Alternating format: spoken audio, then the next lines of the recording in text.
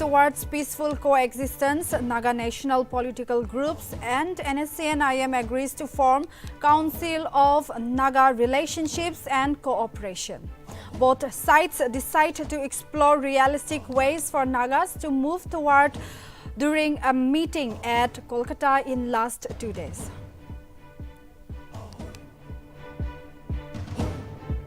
Department of School Education forms a 5-member high-powered committee to review and devise a mechanism to resolve the service regularization issue of all Nagaland ad hoc teachers group 2015.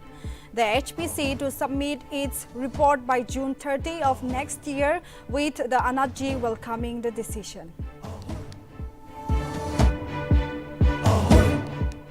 25th Nagaland Open Badminton Championship organized by Capital Shuttlers kick-starts at Kohima Indoor Badminton Stadium. Attending the event, Minister Nebakruno stresses on popularizing the sports beside lauding the organizers.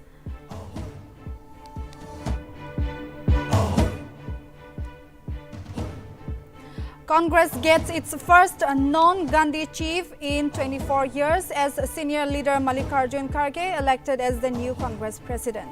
Veteran leader defeated rival Shashi Tharoor for the top post of the Grand Old Party in the election held on October 17.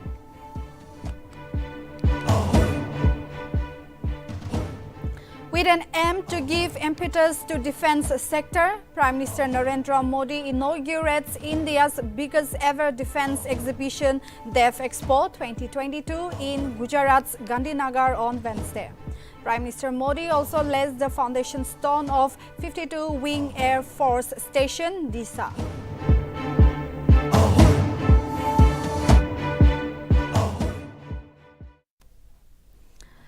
Good evening, viewers. Welcome to Primetime News. This is Sasan. We shall now hear news in details. Following the September joint accord signed to bring peace in the state, putting all the differences aside, the Naga national political groups and the National Socialist Council of Nagaland have agreed to form the Council of Naga Relationships and Cooperation during its meeting in Kolkata on November 17 and 18. Issuing a joint statement, both NNPG and NSCN-IM stated that the decision has been taken by both sides to explore the realistic ways for Nagas to move forward on the basis of Naga historical and political rights. Further, the statement also said that both NNPGs and NSCN are committed to work together for truth, forgiveness, justice and peace in response to the Naga people's yearning for reconciliation and unity. Both groups further appealed to the Naga people to participate and support the process.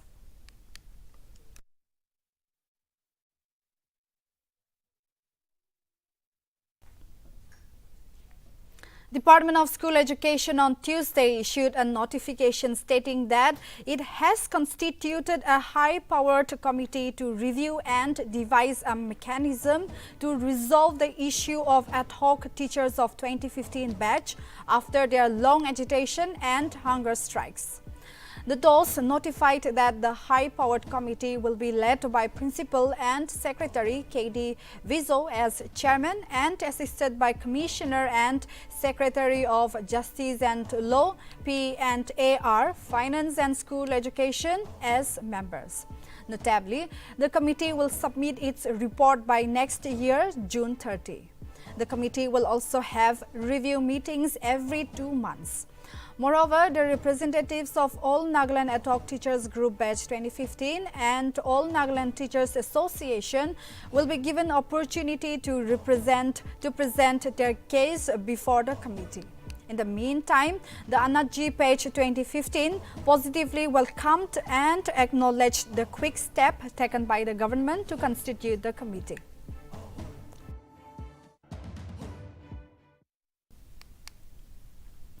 The 3-day Nagaland Open Badminton Championship Silver Jubilee Edition organized by the Capital Shuttlers Kohima kick-started on Wednesday at the indoor badminton stadium in Kohima. Speaking at the inaugural program, Minister for Planning and Coordination, Neba Kruno, stated that badminton is the most played game where both young and old participants, with some to maintain their health while others take up the sports professionally. The minister further congratulated the capital shufflers, Kohima, for maintaining the 25 years of its existence and lauded them for their contribution in renovating the stadium with world-class badminton floors. Around 100 players are participating in the on 21st October. Meanwhile, in the exhibition match, Neba Kruno and Joseph Simi won the doubles.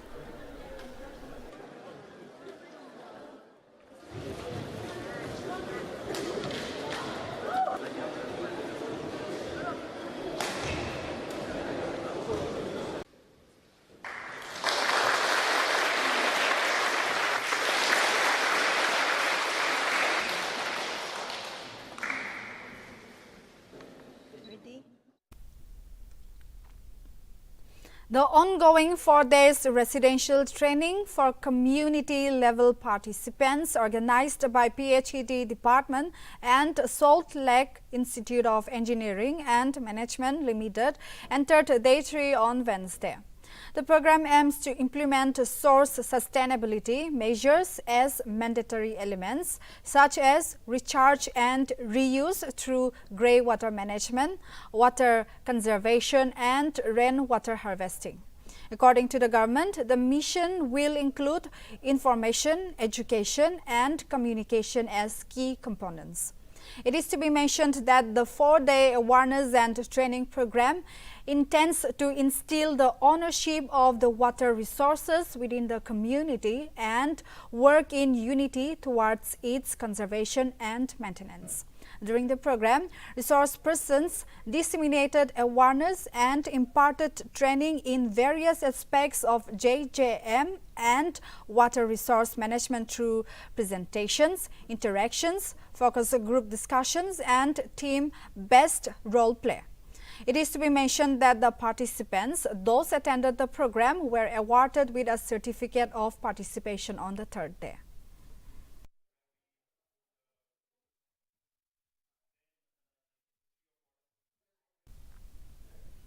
The Block Mission Management Unit, Longmatra Block under Nagaland State Rural Livelihood Mission formed block-level federations on Wednesday under the guidance and support of a team from Resource Block of Kifre. The resource person of the program was Ripse Sangtam, who is the Block Program Manager of Kifre and ACIBCB of Kifre Block Payose Anar. During the launching program, the resource person said that BLF is an organization that brings together all village organizations and non-village level organizations from the blocks. The main objective of BLFS is to provide space, voice, better bargaining power and resources to the poor while reducing their dependence on external agencies. Furthermore, all funding to the self-help groups will be routed through BLF, which will ensure proper development of all the self-help groups attached to it through village organizations.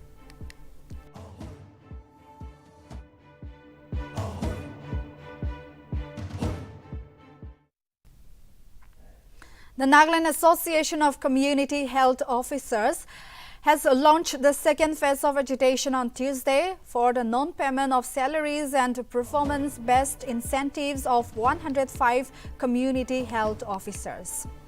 NACHO launched a phase-wise agitation on October 11, where the affected CHO would continue the protest under the slogan "No pay, no work" until the issue is resolved. NACHO President Simak Chang and General Secretary Chomrenthang Nizang informed that no official and positive response has been received from the department even after the deadline of the protest. Therefore, NACHO held an emergency meeting to initiate second phase of agitation, which will extend till November 1.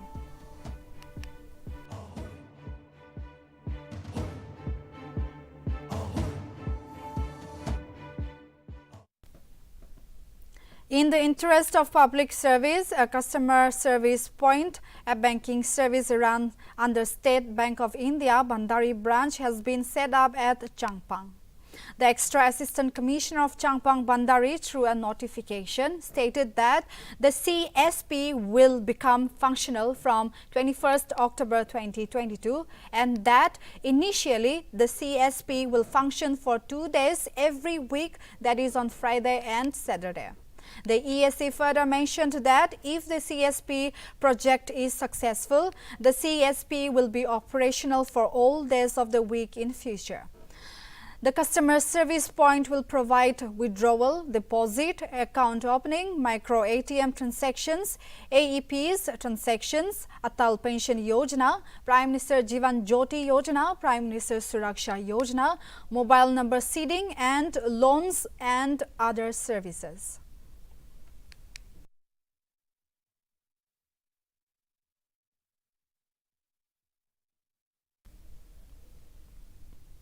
A proud moment for the state as the Nagaland junior girls basketball team qualified for the final phase for the 72nd Junior National Championship by finishing third in the Northeast Zone.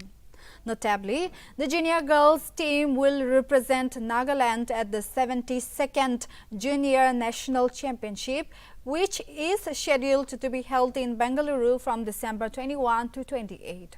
Meanwhile, Meghalaya and Assam junior girls were adjudged as the first and second placed teams respectively. Furthermore, in the junior boys section, Mizoram, Manipur and Meghalaya qualified for the first phase of the championship. It is to be mentioned that the championship was hosted by Meghalaya Basketball Association from October 14 to 17 under the aegis of Basketball Federation of India.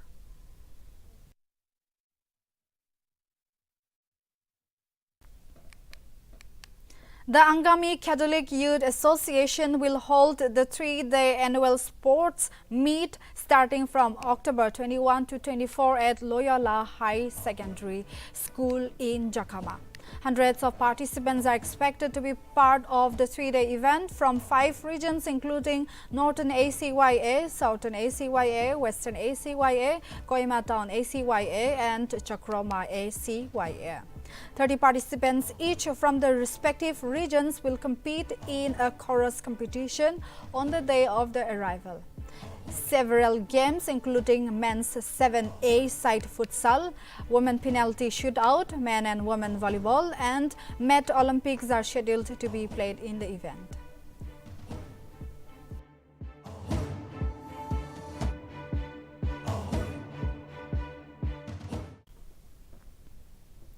As per an official information, it has been revealed that a total of 2,655 bottles of assorted Indian made foreign liquor and 1,255 litre of country-made liquor were seized within Dimapur and Chumukidima districts from October 10 to 18. The recoveries were made during extensive combined raids and checking carried out by the District Excise Dimapur Mobile Squad and Narcotic Cell of the Excise Department within Dimapur and Chumukidima district. Reportedly, the country liquors were destroyed on spot while the assorted IMFL were safely deposited to the concerned Malkhanas for future destruction. Meanwhile, all the accused were booked and penalized under Nltv Act.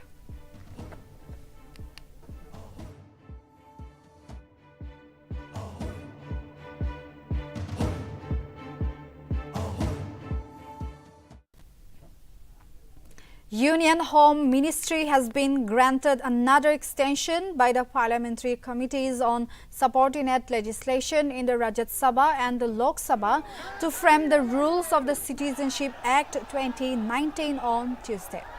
It is to be mentioned that the Rajya Sabha has granted extension till December 31, 2022, while Lok Sabha till January 9, 2023. It is 7th extension given to the Home Ministry to frame the rules under Citizenship Amendment Act. However, the law is yet to be implemented as rules under CAA are yet to be framed and rules under a law have to be framed for its implementation. In January 2020, the Home Ministry notified that the Act would come into force from January 10, 2020.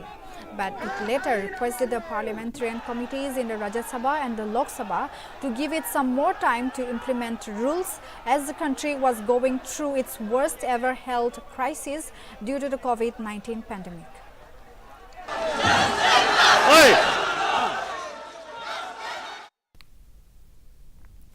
Congress got its first non-Gandhi chief in more than 20 years as senior leader.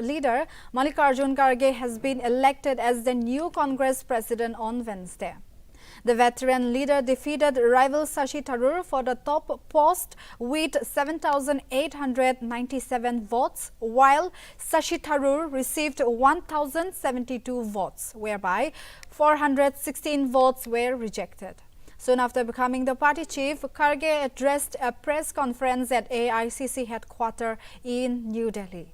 Talking to the media persons, Kharge said that the party will unitedly fight against fascist forces that are attacking the democratic institutions under the garb of communalism.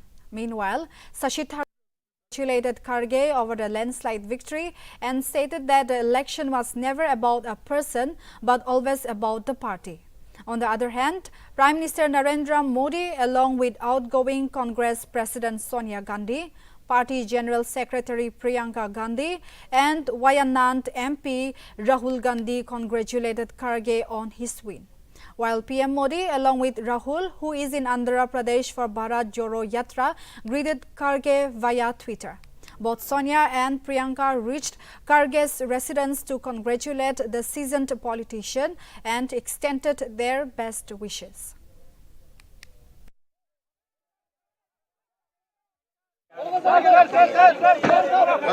आज हम सबको मिलकर कार्यकर्ता के तौर पर काम करना है। यहाँ न कोई बड़ा है न छोटा, सब बराबर है। हमें देश के संविधान पर हो रहे हमले और देश की डेमोक्रेसी को खत्म करने की कॉन्स्पिरेसी से मिलकर लड़ना है। हमें फैसिस्ट ताकतों से लड़ना है जो कम्युनलिज्म का चोला ओढ़कर डेमोक्रेटिक इंस्टीट्यूशन पर अटैक कर रहे हैं। हम संगठन को भी मजबूत करेंगे और इन चुनौतियों से भी लड़ेंगे। आज हम सबको मिलकर कार्यकर्ता के तौर पर काम करना है। यहाँ न कोई बड़ा है न छोटा, सब बराबर है। हमें देश के संविधान पर हो रहे हमले और देश की डेमोक्रेसी को खत्म करने की कॉन्स्पिरेसी से मिल Prime Minister Narendra Modi inaugurated DEF Expo 2022 on Wednesday in Gandhinagar. The exhibition was held on the theme Path to Pride and aimed to give impetus to the defence sector. It is to be mentioned that Prime Minister Modi launched Mission DEF Space to develop innovative solutions for defence forces in the space domain through industry and startups. Prime Minister Modi also laid foundation stone of 52 Wing Air Force Station, Desa. Colonel Raghunathan Nambayar informed that the expo is on the theme of the Government of India's Atmanirbhar Bharat motto and also added that the expo is one of the biggest platforms for Indian private industry and government to focus on products for Indian defence forces. The exhibition also marked the celebration of 1 year of the formation of the 7 new defence companies, which were also invited to the exhibition for the first time. Meanwhile, for the first time, states and union territories have been invited to set up pavilions at the event. Defence Minister Rajnath Singh emphasized that union territories will get an opportunity to participate in the nation building through this initiative.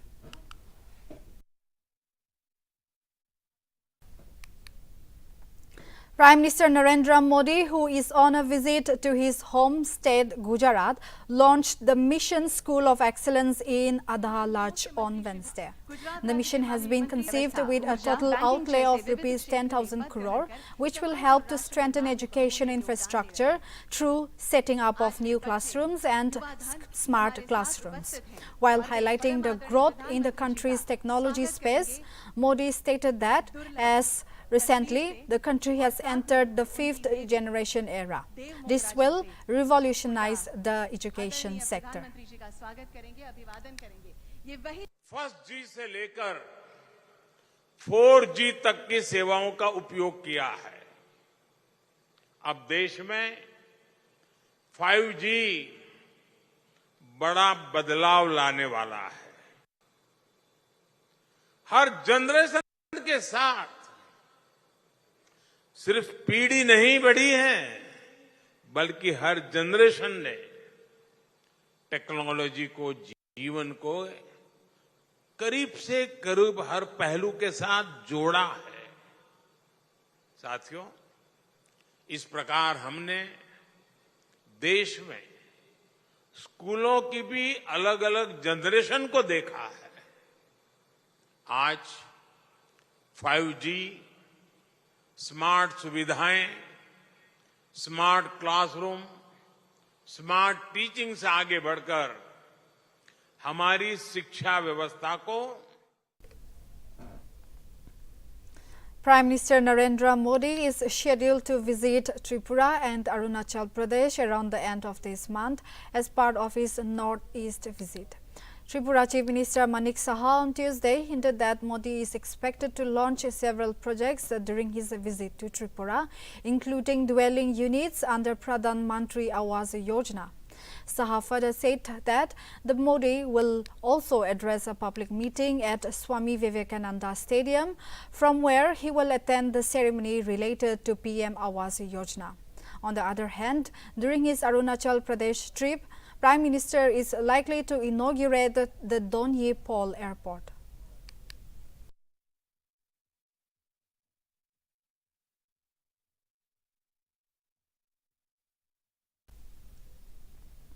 Union Minister for Tourism G. Kishan Reddy at a national conference in Delhi on Wednesday announced that India is planning to bring a national tourism policy in 2022. The policy will provide a secure, creative, responsible and sustainable tourism sector in the inclusive development journey.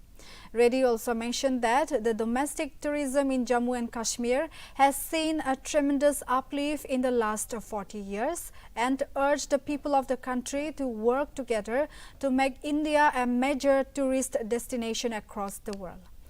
Minister also remarked that the policy will stress on the need to rethink all aspects to make India a major tourist destination by providing a safe environment for tourists.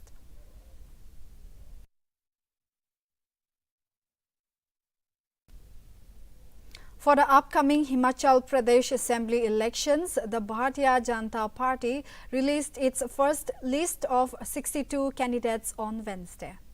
The list was released a day after the meeting of BJP's Central Election Committee, which was chaired by party president Jagat Prakash Nada. It is to be mentioned that the list of candidates for the assembly elections, which includes 5 women candidates, has been approved by the Central Election Committee of BJP. Chief Minister of Himachal Pradesh, Jairam Thakur, will contest from Siraj, while Anil Sharma from Mandi and Satpal Singh Sati will contest from Una.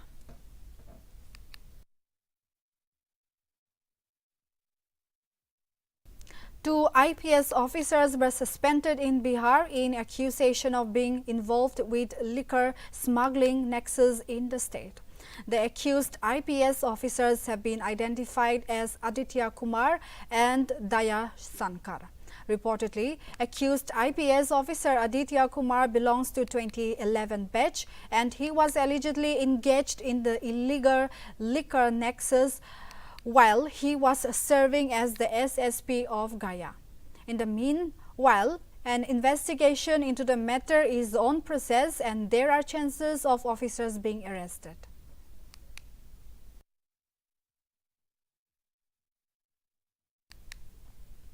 In a significant development, gangster Deepak Tinu, one of the men accused in Sidhu Musewala murder case, who escaped from custody in Punjab's Mansa district 17 days ago, has been arrested on Wednesday. Notably, the police had launched a search to catch Tinu, who escaped on the night of October 2 when he was being moved for proceedings in another case. It is to be mentioned that Tinu is a close ally of gangster Lawrence Bishnoi, who is also an accused in the murder of the Punjabi singer.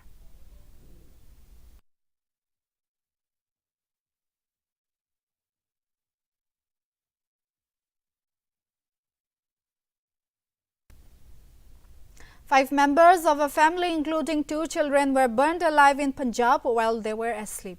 Accused Kuldeep Singh allegedly set the family on fire as he was upset with his wife, who was refusing to return to him. The victims were identified as Paramjit Kaur, her father Surjan Singh, her mother Jogindero, and her 2 kids Arshdeep and Anmol.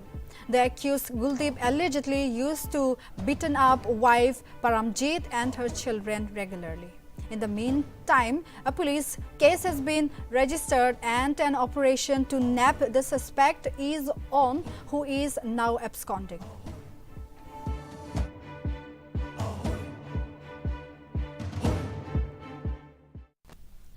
A massive protest hits out Tamil Nadu on Wednesday against government by former Tamil Nadu Chief Minister and leader of the opposition, Idapadi K. Palaniswamy, along with other All India Anna Dravitra Munnetra Kazhagam leaders.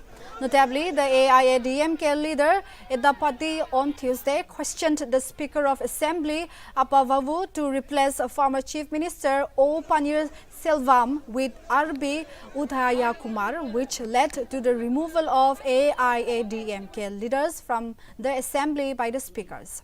Following the actions of the speaker, the AIADMK members staged a hunger strike at Chennai's Valuvar Kottam on Wednesday, even after police have denied the permission to stage a protest. Meanwhile, Idapati K. Palaniswamy, along with other All India Anna Dravitra Munnetra Kazhagam leaders, were arrested by police on Wednesday.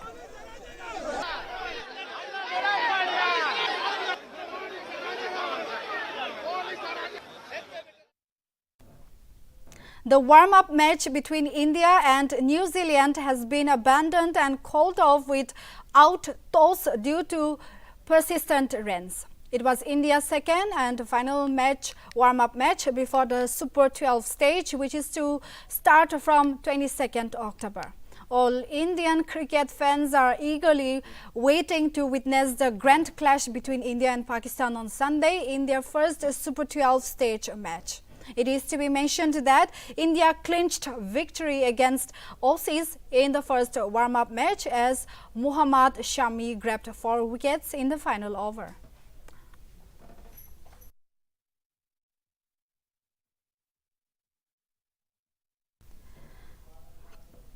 So viewers, that's all in the bulletin. Keep watching Nagaland TV.